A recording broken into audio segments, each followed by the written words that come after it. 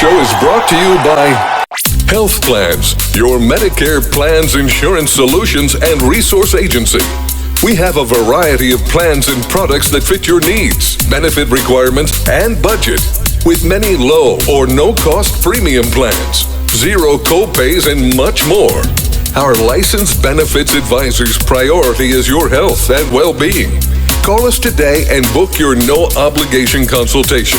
1-929-367-5269.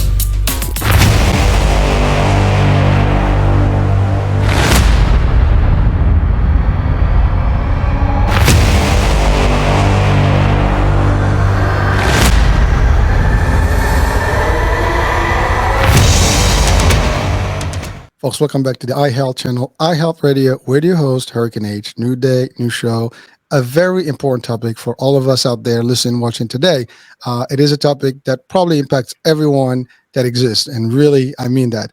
And we'll talk about what is that. And you probably can guess it because on my screen, you can see sugar addiction with Mike Collins here. So my guest today is Mike Collins, and he is the founder of sugaraddiction.com. And now, the word says it all, sugar addiction. That's a big word. So Mike, welcome to the show. Thank you so much, Hurricane. I'm honored to be here. Oh, the honor is mine, and I love your sugar-free man signed by. You know, how can you even do that to be sugar-free? That is, I mean, we need to talk about that in a moment in the show. But we will. We will.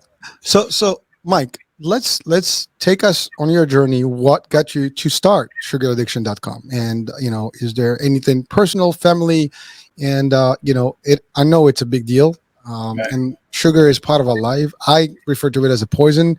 And unfortunately, it's a poison that we take gladly. Yeah, so exactly.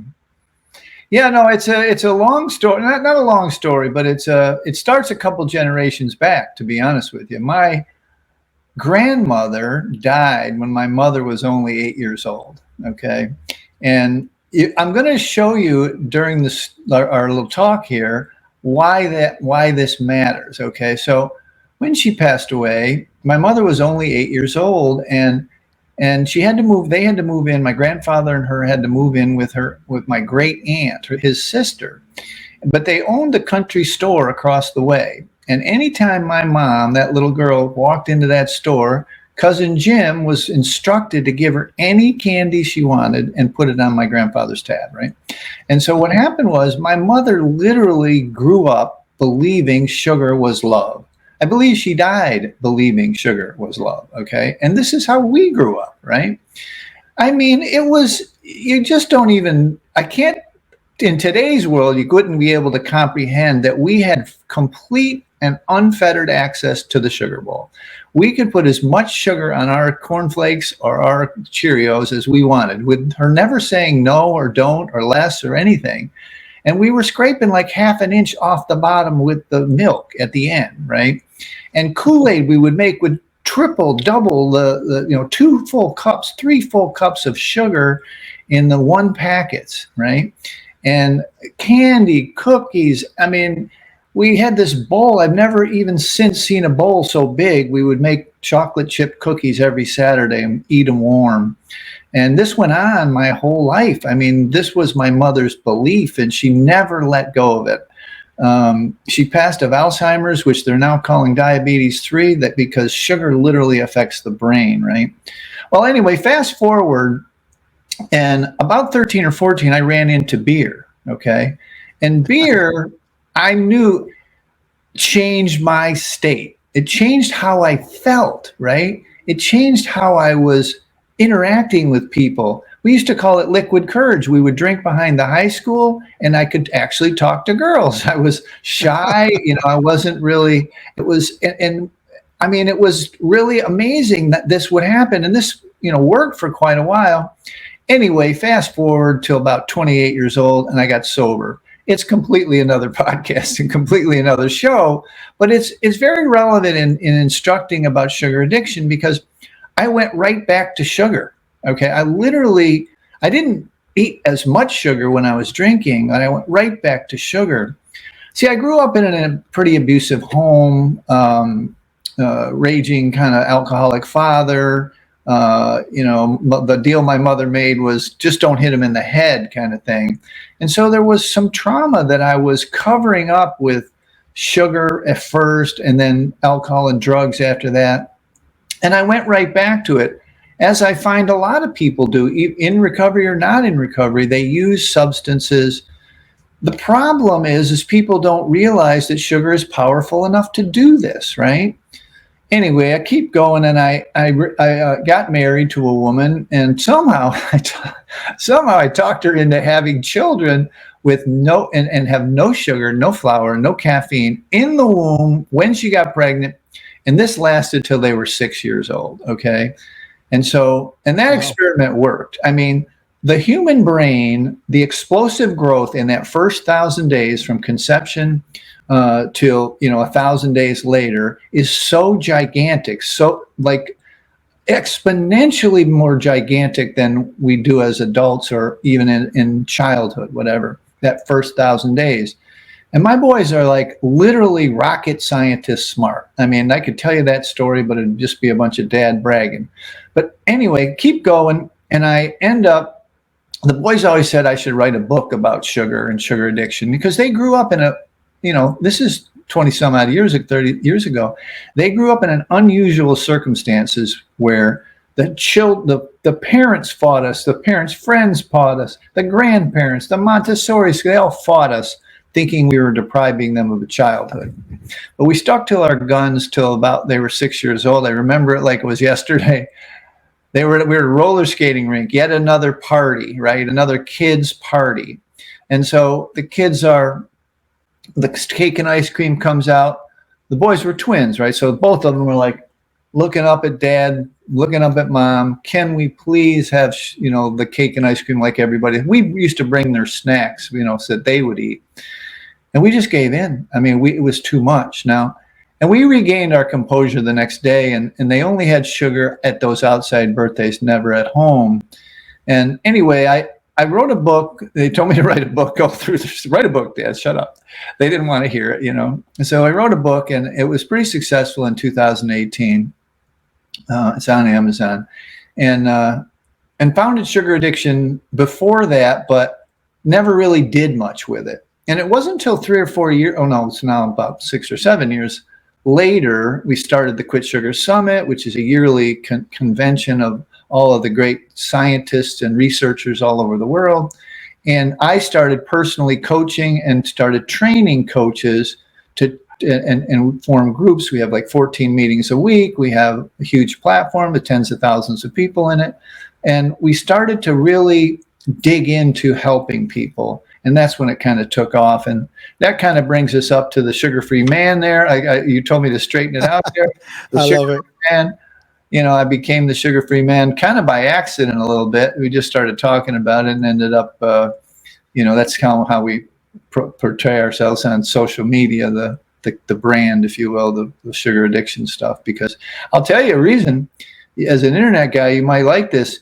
Google does not like the word addiction. They do not like it. So we had to have something a little bit different. But in reality, and I want to stress this before we go on to the next questions, and I will talk about that emotional management of drugs and alcohol and then sugar, is that people don't give sugar the respect. I don't know if you remember the comedian Rodney Dangerfield.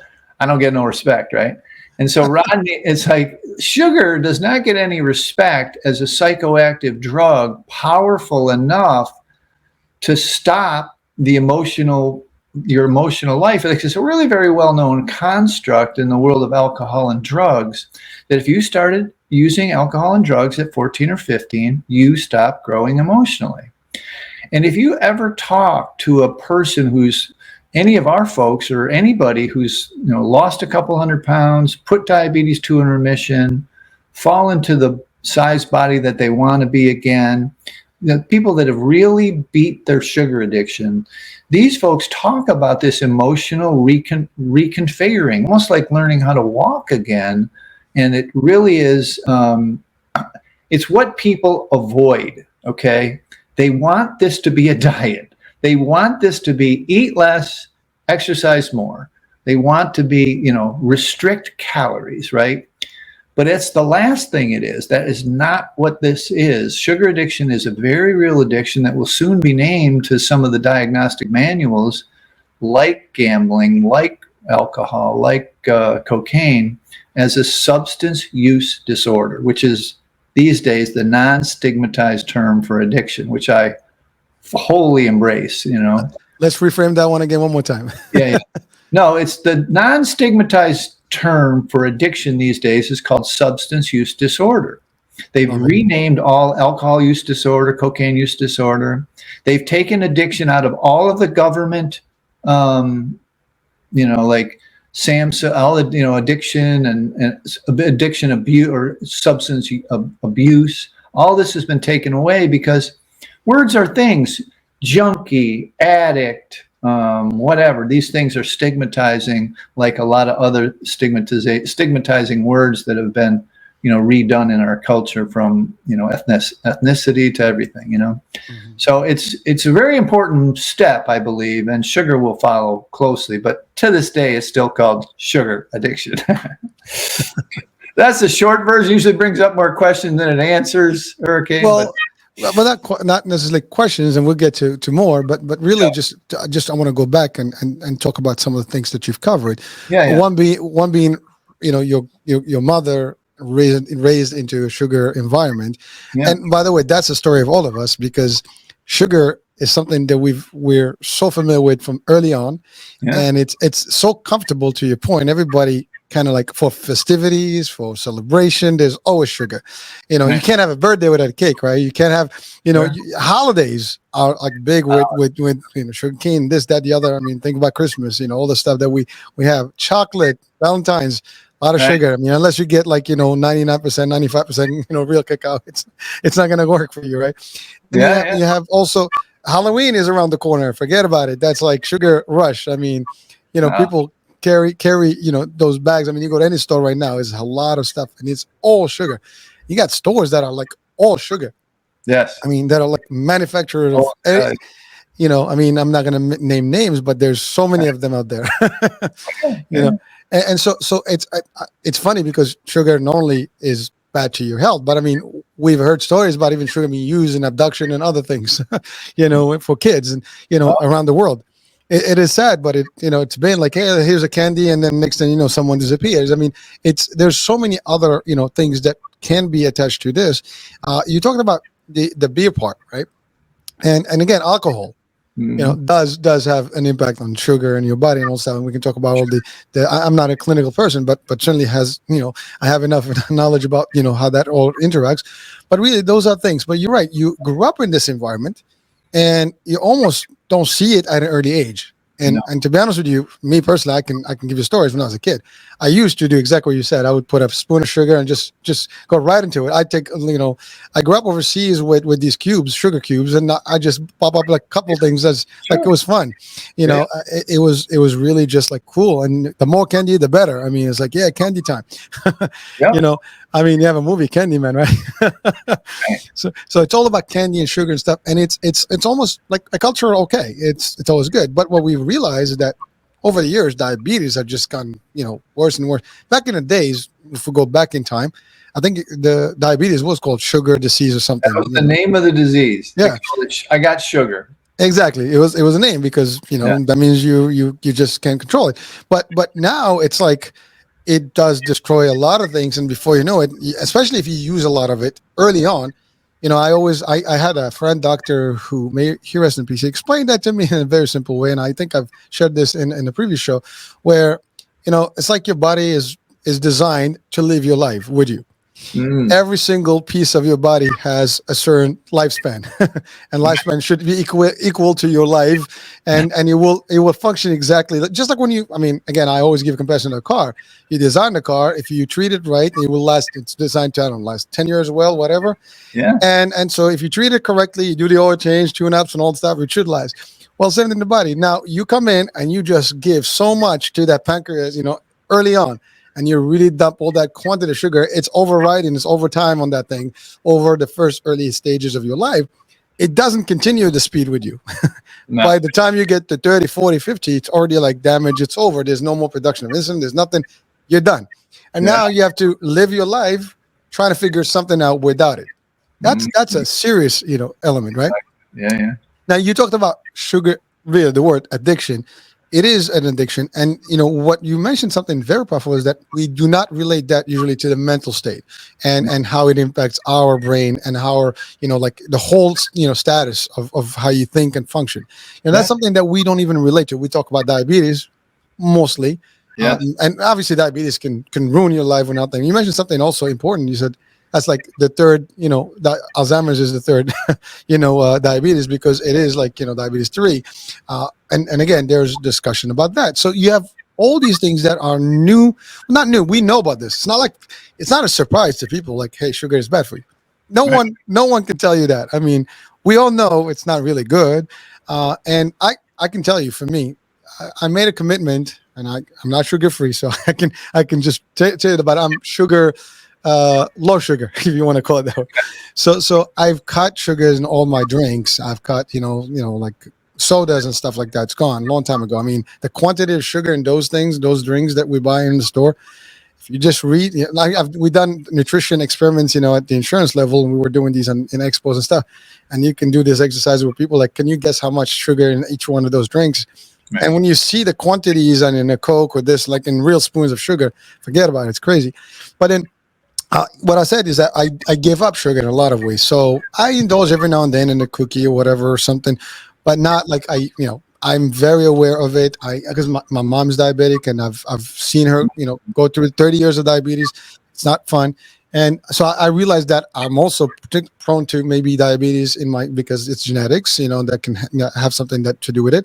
So I've been, really for a good 10 years, over a decade, almost sugar less, not sugar free, meaning like very little. Every now and then you get the sweet tooth and you jump into a little dessert, whatever, but with moderation. And really, and if I do, I have to work out, make sure that I burn it up. So there's a lot of awareness, but it is difficult to really just cut it off. And even with my mom, who's diabetic, sometimes you do. And by the way, there's sugars in everything else. We talked about manufactured sugar, but we have natural sugars in every single thing. I mean, we eat bread, sugar, pasta, sugar, rice, forget about it. So that's the fruits. They might have fructose sugar, but not glucose sugar, but it doesn't matter. Still, some sort of sugar still has to impact your body. These are all things that are important to just highlight here, because you said it first. We grew up in these environments, and it is socially acceptable. Like, if you don't do a party and bring a cake, like what's wrong with you? Or if you don't, drink with everybody's like, what's wrong with you? I used to be, this is funny. You mentioned something about addiction. This is true fact. And you mentioned beer. I'm going to give you a story that only a few people know. I didn't drink alcohol, but I used to get drunk with orange juice. Really?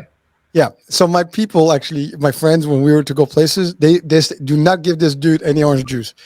Now, of course, the orange juice that you get in any of those establishments is not pure orange juice. It's just concentrate, juice, and it's all high sugar. Yeah. I used to get hyper with that thing. I really get very, very hyper, and I get, to your point, dairy, and I get crazy. Like, are you drunk? No, I'm not drunk. Just too much sugar rush. Right. It's true story. And there was a time where I was literally notorious about it. And, do not give this dude any sugar or anything, like, not orange, no orange for him. And it was like, I'm talking about like they're drunk and I'm actually more hyper and more like, crazy than them. Yeah. So it's amazing, but you're right. These things we don't realize until you're exposed to them, or at least you talk about them. I mean, hearing right now, I'm sure people are watching and listening right now, they'll be like, oh, I didn't think of that. And to relate these things together, it's almost like I never kind of put one equals 2 in this equation, and that's it. So I wanted to just comment about that part of the first part of your discussion. Then you said you have this annual thing that you do with world experts. Now, what do you do in that? I mean, is it just forum, like, educational stuff? Is it just articles? I mean, is it like research sharing with the public? Yeah, how does that work? It's a summit. It's an online summit. It's free to attend. It's quitsugarsummit.com, and we have had literally it's a who's who of everybody that's studying sugar today. Every scientist, MD, PhD you can think of, or and a lot of people aren't familiar with this. Some of the names, Gary Taubes, who wrote the book about the case against sugar, and Robert Lustig, and there's some famous folks, David Perlmutter, and there's some famous folks that have been on it who write a lot of books and stuff and have done a lot of research. But for the most part, we try and discover the people who the public doesn't know that much about and bring them out to the public. So it's been pretty successful. We're in our 9th year now, and really exciting stuff as far as every year the science gets more and more clear about a lot of the stuff you were talking about. It just gets more and more clear as to what sugar is doing to our body, right? Problem is that we end up, folks end up not so much confused, but overwhelmed with the information and how to put it into action. And that's what we do at Sugar Addiction. We, have coaching and detoxes and stuff where people can put their toe in the water, very inexpensively, to detox from sugar, see how they feel. And then if they want to go on with coaching and stuff, that's what, But here's the thing. People think, as I mentioned earlier, that it's just a diet, that they always come to me looking for a food plan and an exercise plan. What do I eat, and how do I quote unquote burn the calories? Well, if you listen to Gary Taubes, and he's got 2 or 3 good calories, bad calories, there's a whole bunch of different books out there that he has, that basically they've debunked the idea that a calorie has anything to do with weight loss. It's really not even a thing. It's a unit of measure a calorie, a unit of heat measure a calorie is. And really the sugar has a chemical effect in your body, not a, burning heat or calories effect. And it's this chemical effect that affects, basically metabolic syndrome, metabolic illness, and really the whole world is about to collapse under the weight of metabolic syndrome. They say that only 12%, a full 88% of people are metabolically unhealthy in the world today. And, the Canadian and European or English governments, because they have socialized medicine, are about to collapse because of metabolic syndrome, diabetes, Alzheimer's, heart disease. All of these things are affected by literally too much sugar, right? They're eating too much sugar.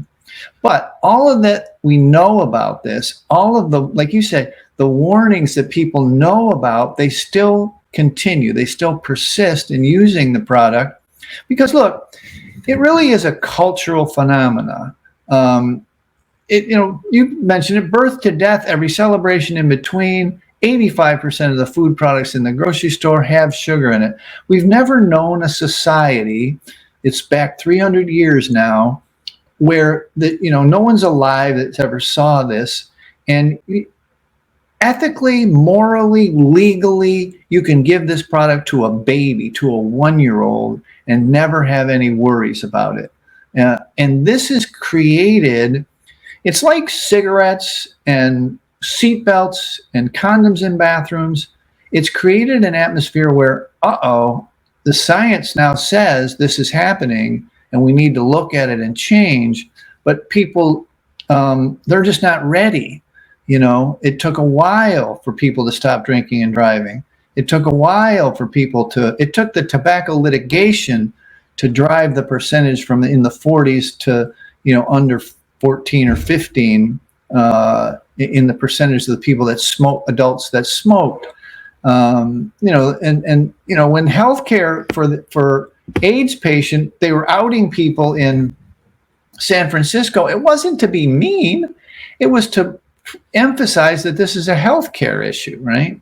And the same thing is happening now with the opioid epidemic. Yes. Same exact thing. They're imprisoning people, they're doing all this stupid stuff, arresting people, when in reality they should be getting them treatment, right? And the same thing is happening with sugar, okay? The science is very clear now. For the first time in history, the pyramid, the thing the government comes out, stated very clearly that children under 5 should have no added sugar, right? and the American Pediatric Dental Association, American Association of Pediatrics, all agreed children under 3 should have 0 added sugar. But almost nobody knows about this. Almost no parents know about this. Almost, the pyramid changed so little that it got no news. Nobody even knew because the thing didn't change much. And so we're in a dilemma a little bit. And that dilemma is we're at the beginning of a tectonic cultural shift of science-led understanding of sugar and what it does to the human body, right up to and including Alzheimer's disease, right? Which is literally your brain shrinks on sugar, proven by scans. It's like, and that it's hard when I get to see twice a year, I get to see all the scientists again. We all get together and we talk, and they have brand new studies about more damage it's doing. But, and this is a huge but, so many people have tried to get off sugar, have worked hard at it. They've, every diet worth the paper it's printed on says the same thing. Want to lose weight? Reduce the white stuff, flour, sugar. They can include potatoes and rice and whatever, but mostly they say 95, 98% of them say sugar and flour, mostly sugar. Look, this. The literature is very clear. If anybody that loses a lot of weight in the first year by restricting the white stuff, they gain it all back and then some. Even the biggest loser contestants all gained it all back except for a couple of them. So it's very common and very well researched that this happens. Yet we still persist in thinking that this is some sort of calorie in, calorie out, eat less, exercise more, and you're going to end up healthier. It's just not true. It's literally an addiction like any other addiction, that if you don't understand why it's happening to you, it's going to persist over and over and over again. Because when you run into an emotional situation in your life, after you've lost 50 pounds and you get a divorce, or you have a job loss or a foreclosure or whatever, the kids are paying, you're going to fall back to what you literally learned as a child. You learned that if you got sugar, you stop crying. Your parents did it to you, right? And your brain is built from the bottom up, your limbic system. It's not even to the dopamine, serotonin, norepinephrine, your reward chemicals in the nucleus accumbens in the front of your brain. This is like deep in your lizard brain, where you're realizing that this is an analgesic that can stop hurt, pain, worry, fear. Okay, it stops these things from happening to you momentarily. 20 minutes worth of relief, and then you got to chase the high again. That's why people eat sugar all day, every day, right? Anyway, I didn't mean to go off on a tear there, but I just you brought up so much in your, when you were speaking, that I just want to get people to understand that scientifically this is happening. It's going to happen. It's going to continue to happen. And the gap, if you will, the gap between knowing and doing is huge because of the addiction piece of the puzzle and the unwillingness of people to accept the idea. When they think of an addict, they think of a guy under a bridge with a brown paper bag. They don't think of themselves as someone who could be addicted to something, even if they've never had any drug or alcohol problems, So this has been a hard message to deliver to folks. And I get a lot of fight when people come around, they're a couple 100 pounds over. I started in late stage food addiction, where people were a couple 100 pounds overweight, losing limbs, going blind, and they still couldn't quit, right? They got a diabetes 2 diagnosis. They still couldn't quit. They say you're going to be dead next year if you don't stop. They still couldn't quit. And now this is affecting children, and it's bothering the hell out of me. Obese 5-year-olds makes me crazy. I mean, it's like, children don't mean to be mean. They don't want to be like, but when there's an overweight child, you got a tough go growing up. It's hard, We have epidemic of 5-year-olds with fatty liver disease. This is an alcoholic's disease, but it's also a fructose processing disease. Fructose can only be processed in the liver, and so children that eat a lot of candy, drinking soda, are getting fatty liver, right? Anyway, I ramble on. No, not at all. As a matter of fact, you brought up so many good things here that are worth. I mean, this is the platform for it, and we want to share those values. Yeah. Because to your point, I mean, first of all, the discussion you had, or at least the information you shared right now about the age group, like where the studies are clear that you cannot have sugar until a certain age, and people don't know about that. That's worth this whole episode right now, because we want to share that with people, at least people listening, they can share it with somebody else. And if you have younger kids, and I was wondering earlier when you said I didn't have kids, my kids didn't have any sugar until they turned 6. I didn't put one on one together, and I guess that was something that you knew about all along. And so just imagine that part of it, like you were saying, and I still didn't make sense of it until you stated that this is what it's supposed to be. But you're right, because your body is not supposed to be attached to these things. And you mentioned also like the little kids or the younger kids right now with some sort of obese level of body, and because of all these fatty liver and things like that. That's something that, to your point, unheard of back in the days.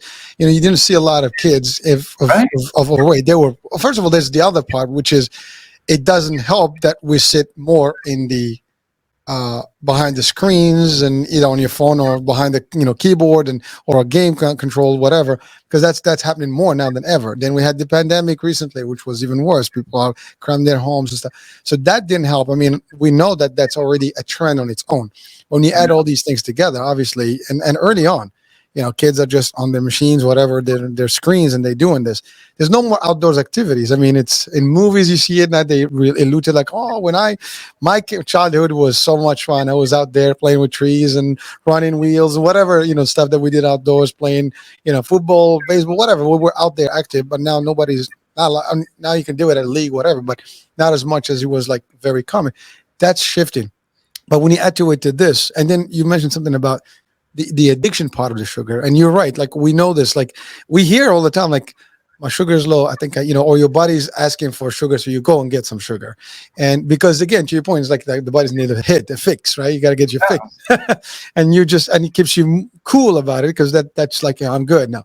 But you're right, the damage that it's doing. You mentioned something about the eyes and the extremities and like the limbs and stuff like that. People are losing stuff because of I mean, the glucose is those crystals. I mean, again, my doctor explained it that these things in the microblade, like big, pieces of sharp glass that are going into these minute, extremities, capillary stuff, and they just destroy them. I mean, whether in your retina, your eyes, and your kidney, and that's really the biggest danger about this. These are little things that send the blood to your, smallest places in the body, and you're destroying them, and you get these, leaks and whatever. So there's so much stuff that people are not aware of sometimes, because they're not. They just, I'm good, I'm doing. You mentioned something about the calories piece, and you're right. It is a measure of as you said, heat. I think heat, exactly. So there's we oftentimes in the fitness world we talk about calories, deficiencies and all the stuff, calorie deficient, type of treatments. But you're right. There's more to it, and I think the majority of people don't understand the real medical piece about it. So therefore we just use the words as we absorb them. You hear the word, you just apply them. That's like everything else. Somebody said it, I take it, I'll give it to the net, and then before it becomes viral, and everybody uses the same expression, not knowing the source. Yeah. We do that all in a lot of ways. I mean, I can name a few of those historically, but that's really the trend of people. And I don't know. You said it's a fight, because you mentioned that gap between where we are and the awareness and how to get it done, and you give the example of cigarettes and how long it took before it became like something that was finally taken upon as a good, like we need to make the right measure, take the right measures, and make the limitations, and do not smoke here. I mean, I remember just early on in the 80s, 90s, you still smoked in restaurants and even airplanes. Exactly. Now you don't. 25 feet from the nearest building if you're in the building, right? Right. So it's changed, but you're right. I mean, it takes education, it takes a lot of work, a lot of lobbying, a lot of studies, and hopefully a lot of sharing information, with the people, so they are aware. I don't think people volunteer themselves to unhealthy, but Mm. to your point, when they get already hooked on something, it is very difficult. I mean, it's easy to talk about an addiction, you know, until you're in it, because when you're in it, and I make a joke with my kids that I say you're addicted to TikTok and your phone. I mean, you Yeah. take the phone from a teenager right now, it's like it's forget about it. I mean, they go nuts.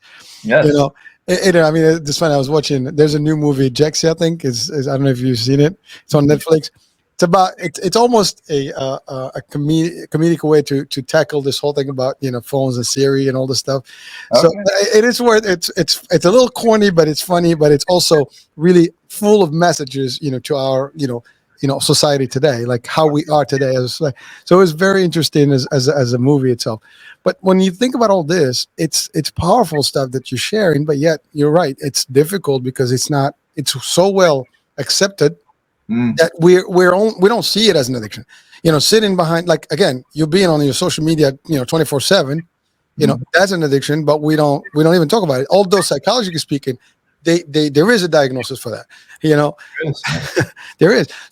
But these are all new things. As a matter of fact, we do have a stand-in show with Dr. Heim. He's a psychiatrist, psychiatrist, and he had explained that they have confirmed that, for example, the age of the internet and stuff, the level of stress, the level of problems or psychiatry problems had increased because of that. And there's a correlation to both.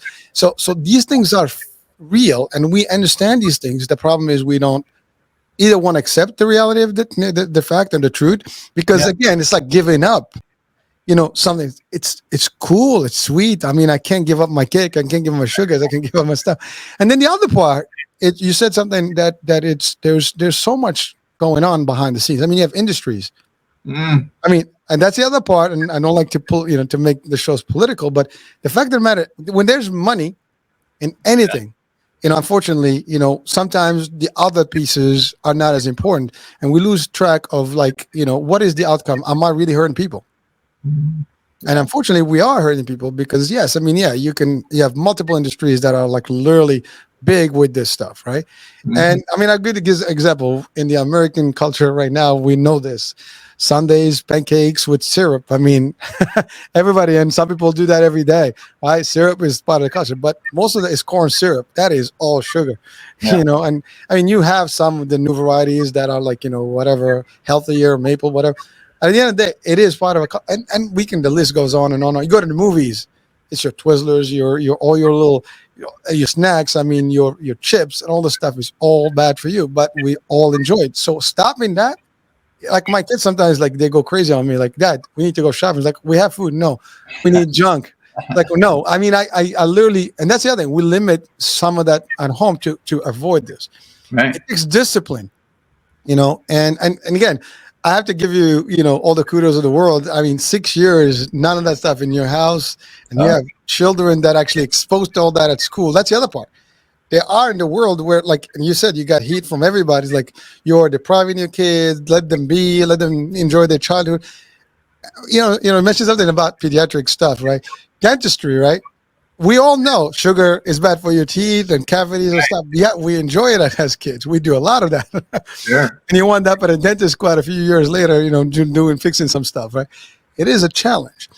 So now I wanted to ask, on the work that you do, are there any steps to actually help people? I mean, education obviously is key, but are there any other measures out there where people, like, if they feel that they need more assistance, like you have addiction for a lot of things, and you have, hotlines for all these. Yeah. Is there such a service, such a hotline right now for this, to deal with these people? Like, for the common person, just to know that maybe I have a problem. I love sugar too much. Maybe I need to stop. How can I stop? Yeah. No, that's the big question right there, is like, how do I stop? How do I finally, okay, the science is great, Mike, but how do I stop? Because a lot of people have tried and they promised themselves, and it's difficult, or hurts your self-esteem when you are trying something and you can't keep your promise to yourself, right? So you get started, you get 3 days in, the cravings hit, and you give in, and it's only January 3rd, and you already quit. It's really hard. So what we've created is we have a 30-day detox, okay? And the 30-day detox is available at sugaraddiction.com. And we also have that Amazon book. We brought it home. We give it away free on the site. So if somebody theoretically could read the book and just do it, right? But what we found is the structure that we have set up, like any addiction recovery, we have, like I said, pushing 20,000 people in a forum. We have meetings every single day, twice a day on Zoom, where you can plug in and get your questions answered, find some people that are doing this with you. And this social support is so important, right? The challenge itself has 30 videos. Every single day I come in via video, just like this, between 7 and 20 minutes every single day, and tell you exactly where you are. And what happens is when people get to about the third or fourth day, the overwhelming cravings, irritability, hunger, lethargy, I mean, you're just a mess. Literally a mess. And if you did flour at the same time, or caffeine, you tried to quit a bunch of stuff at the same time, and you're an adult with any habit, you are incapacitated. Literally, you can't go to work. Your headaches, your head is pounding, right? And people think that there's literally something wrong with them, that they're getting ill, that they need to go to the doctor and get something, either anti-anxiety or pain relievers or something. But in reality, all it is sugar withdrawals, right? And so we guide you through days 3, 4, 5, 6, 7, 8, 9. Now, everybody's a little bit different. If you've got a gigantic habit and you're a lot overweight and you've always been this way since you were a child, your detox withdrawals is going to be longer. Okay, it could be 2 weeks even feeling this way. And sometimes that's why we go the whole 30 days, because it takes at least that to get it physically out of your system. And once it's out of your system, the draw, it's like the noise of the cravings calms down and you don't feel it as strong. And I call this the ticket to the game, Hurricane, because this is how, if you can get those 30 days of abstinence, that's when the real work begins, so that you can avoid all those studies that we've talked about, where if you lose any amount of weight by reducing sugar, you gain it all back. We start with the emotional part that we've discussed here in this podcast, where you get 2-3 months in, you've lost a bunch of weight, your skin looks better, you're feeling better. The one thing that people really get excited about is that their brain fog clears. They can process quicker, remember more, focus better. They don't talk about their weight loss and all this. They talk about how clear their mind is. And this has been the most encouraging part of all of our summits, and the most encouraging part of the work that we do is that people are, and it's, people are clearer mentally, and it's tied, really tied to the emotional life, okay? You're not handling your difficult emotions with sugar anymore. You're walking or going to yoga or lifting weights or getting a massage or a manicure and a pedicure, whatever it is. You're doing some other self-soothing self-care to help you get through difficult situations, whether they are older trauma situations that began to come up, because we didn't have time to get into this, but literally when you give up sugar, things that you forgot about, things that you never dealt with, and it doesn't have to be sexual or physical abuse. It can be anything, bullying, anything that you went through that was difficult for you. Maybe you were a latchkey kid, maybe you were, whatever it is. It's how it affected you. And people realize that they could use sugar to stop those feelings. And when they finally go abstinent from sugar, they end up the emotions, like literally learning how to walk again almost. You've got to learn how to, deal with your boss and deal with your spouse and deal with your kids in a way that doesn't include a substance. We call it effort-based dopamine versus substance-based dopamine. You have to go do something, you have to get some result, whether it's cooking a good meal, watching a sunset, or going for a walk, whatever that is, you have to train yourself not to fall back to the sugar. And this takes another 30, 60, 90 days, whatever. But it gets you set up in a 90-day process to deal with it as they come, and like we call it living in process. So your process is not to go to the cookies, not to go to the cake or whatever, but to actually realize that the boss is an ass. Let me go for a walk and think about it. And so you use different processes to help you get over it. And this is how people succeed in the long term. Everybody can, white knuckle it, bite their tongue, get themselves 2 weeks or 30 days. It's the people that make it a lifestyle. And look, a lot of people, as an addiction specialist, they ask me, this is the question, do I have to do this for the rest of my life? In other words, like if you were an alcoholic, you likely couldn't drink for the rest of your life. But when it comes to sugar, if you can get these 6 months in and get control of this, most people don't want to go back. They're so happy with the results physically, mentally, emotionally, they don't want to go back. But occasionally on their birthday or whatever, a celebration or a wedding, they'll have a piece of cake and they can handle it, right? That's not everybody. A lot of people, that's the start of the end. They begin the binge again, right? So everybody's a little different. But the important part is there is a process that we can walk you through that gets you to the other side. And look, it's only pattern recognition, right? What is genius? Genius is only pattern recognition. I've been blessed to be able to watch tens of thousands of people go through this process. And sadly, thousands of people have failed. I know when they quit. I know why they quit. I interviewed them. I did surveys. And then the people that have succeeded, which is the vast majority, I know what happens each step of the way, right? I can tell you what happened. And we've documented it all out. But at the end of the day, in every recovery from any kind of addiction, the secret sauce, if you will, and I got to think of a better way to put that, but the secret sauce is the community, is the because look, like with support group. Yeah. Is exactly right. Like this happens even in cancer survivors or anything.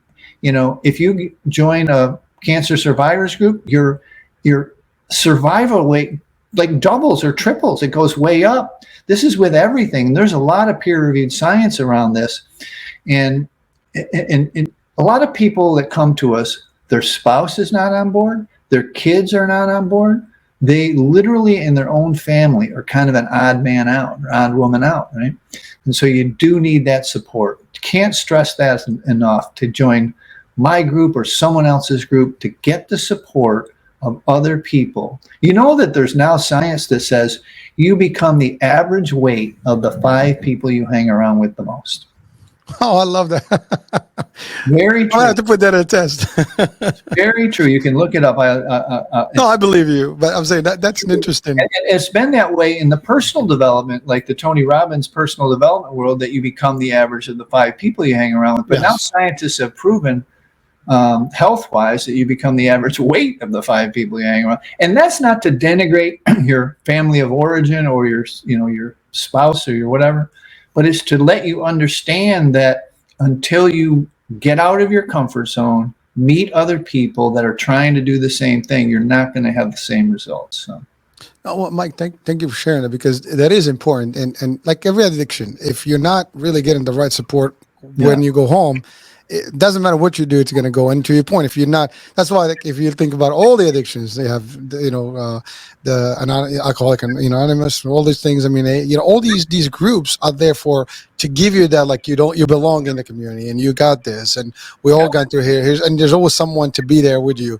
Here's your coin, whatever the tool that they use to get you motivated to keep up. But you're right, it's everybody around you, and that's usually the same thing about addiction in the first place, right? Hey, here's a cigarette, here's a candy, here's a pill, here's this, and it starts there. And if you're hanging out with the people, it's like, what's the big deal? It's just a day. I mean, listen, we talked about drinking, right? It's the same thing. You go to the bar, come on, you can handle a beer, you can get a drink, just one shot, and before you know it, like, what the hell just happened? Exactly. It is very difficult to live through anything and be able to have effective results, or like real results, if you just not supporting them. And you're right, if no one is going to see that value, then not. But the good news is, if you are a better person, right, they're all going to benefit from that. Right. Your family is the first that's going to benefit. Your work is probably going to benefit. And you're right, there's a better way to deal with your boss or whatever challenges that come your way. And the other thing you said is, like, what's the point of trying to get out of this if you ask the question, do I have to commit to this for life? I mean, it is a lifetime, thing. I mean, obviously there's a reason you want to get out of it, and you certainly don't want to go back. Right. And that's the hard part, right? Like, that sometimes just the idea of commitment. I'm going to be doing this forever. Now, the good news, and I can really, speak to this. Trust me when I say, people watching and listening, I cannot stand right now sugar in the coffee or tea or any of the drinks, because I got so used to it without any, that if I actually drink something by mistake, it's like it doesn't taste right. It's like, oh, it's amazing, and it works. It's like the reverse, aspect of the other way. It's like, oh my God, I can't handle this. It's too sweet. It's like you actually develop something like you drink black coffee, dark coffee, whatever. I mean, I do some coffee, so I can, there's nothing about that. I cannot deny that. But again, no dairy and all the stuff. But the fact is, again, it's nice and raw, but there's nothing. If I do tea, it's the same thing.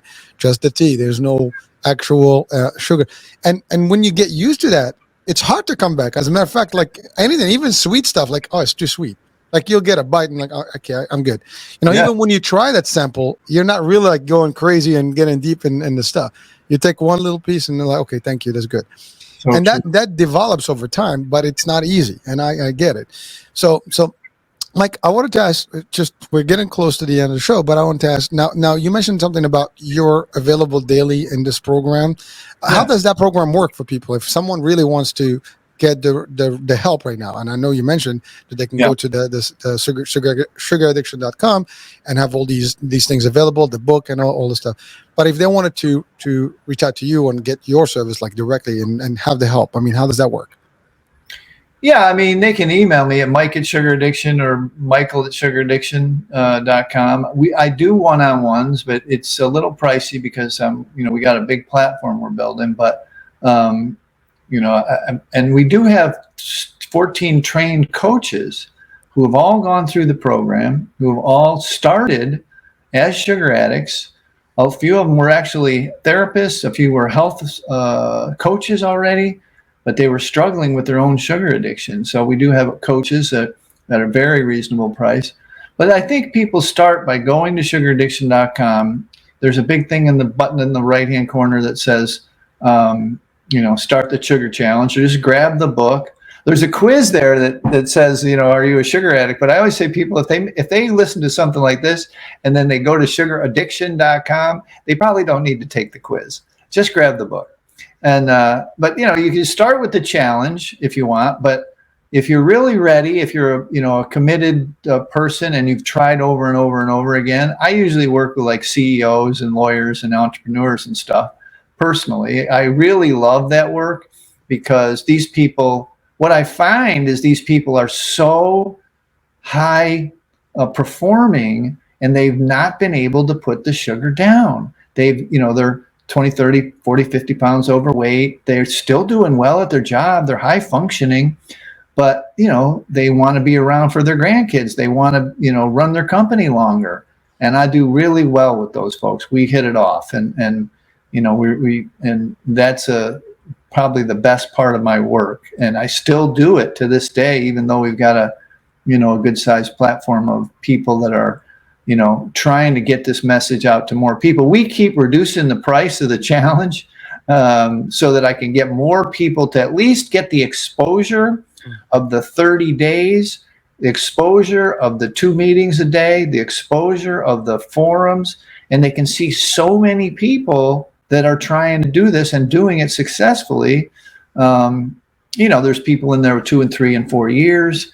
They help out because they're happy to do it because was given to them. So yeah, it really is it's almost like we're living in an anonymous world in a lot of ways because, and thanks to guys like you, we're getting that message out that a lot of people are having success with this and living happy lives. It's not like people go in, you mentioned it like, do it, about like thinking about never having a cake again or whatever. But that old AA saying that just 24 hours, just today, if you just do it one day at a time, pretty soon you're down 40 pounds and it's a year later. You know what I mean? That's how it happens.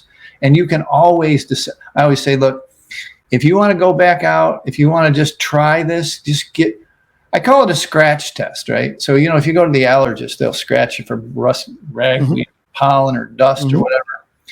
My scratch test is 90 days of abstinence, right?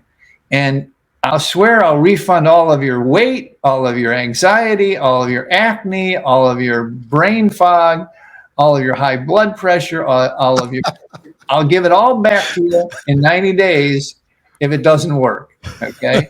You can come get it. I'll have it ready for you. So look, it really is a personal choice. It's a choice to, about health and wellness. And again, it's just, again, thank you for having me on, because getting the message out of the stuff that's been languishing in anonymity, both the science and the success stories, has been frustrating because we know we can help, and we have helped lots of folks. So thanks.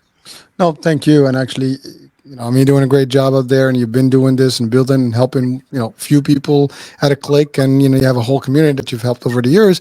And yes, that's our mission here as well. We want to just spread this message further out. And this is worldwide. So hopefully we get people all over the world, to hear this and see it, because this is not just in the US or the West, it's all over the world. Oh, it's everywhere. It's a one big village that we live in called Earth. So yeah, we have UK, Europe, Australia, Philippines. We have pretty much everywhere now. So. There you go. And so it's important. The work I love this because I learn and I share, but also, people are listening and getting this direct. And by the way, thank you for sharing, how that works. And yes, people can definitely use this and get onto the website. I will have the link to the website on the description of the show so that people can automatically click onto it. If they go to my website, they can click on your picture and it goes to your website as well. So you'll be there. So it's all about that. And again, that's all there is. Now we're coming to the end. I just wanted to first thank you, but also if you have any last words of advice to share with our audiences right now. Yeah, no, thanks. I appreciate that. And I think the main message that I want to convey, that I think is being underlooked in the $87 billion diet industry, is that this is not about the food and this is not about the exercise. When you have a problem with sugar, when you have a problem with this substance, the science is very strong now, and our experience is even stronger. Strangely enough, even stronger than the scientists, because they are late, literally, to the addiction idea. They know what it does to your body, but they are not really cued into how the addiction stuff works. Is that this is really, as we mentioned earlier, a substance use disorder. And if you can understand that and just let the information light on you for a little bit, don't judge it, just let it, this little twist, if you will, this little change in the information as you received it is not weight loss. It's not food. This truly is something that's a little bit different. It's related, it's tangential, but it's not the same, okay? And if folks kind of get that, that's the message that we're trying to get out at sugaraddiction.com. And look, I believe in something from the drug and alcohol world called harm reduction. You did it perfectly, in my opinion, in that if you can just give up soda, if you start the process, sooner or later, you'll maybe step down and forget about the cookies or the ice cream or whatever. And only people, we never discussed this, but about a third of people likely, and this tracks with the obesity numbers, but you don't have to be overweight to be a sugar addict. You can be a very thin sugar addict. About a third of people are sugar addicts. About a third of people are harmful users. This is just people who, in this society, 85% of the food in the product in the grocery stores have sugar. And over the years, those people can quit for 30 days, take the challenge, start again, and only have it once a month. They're fine. And then there's the third people we all hate who can, no, just kidding. They can have like a cookie, a half a cookie, leave it there, whatever.